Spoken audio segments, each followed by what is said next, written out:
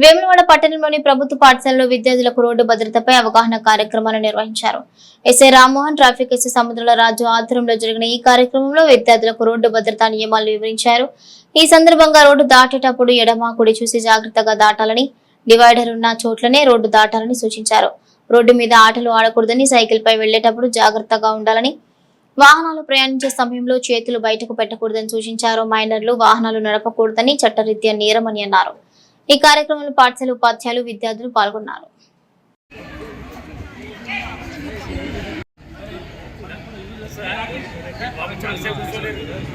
Boat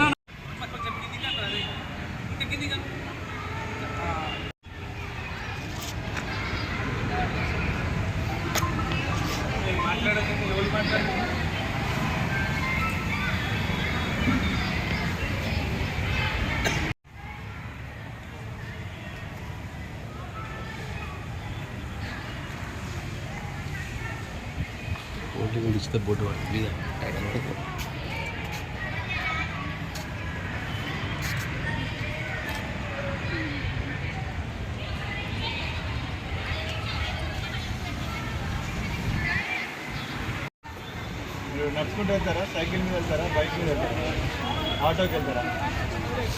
ఎంతమంది నడుచుకుంటారా వస్తారు కదా మీకు? సరే, నడుచుకుంటూ వెళ్తే ఎక్కడ వెళ్తారా?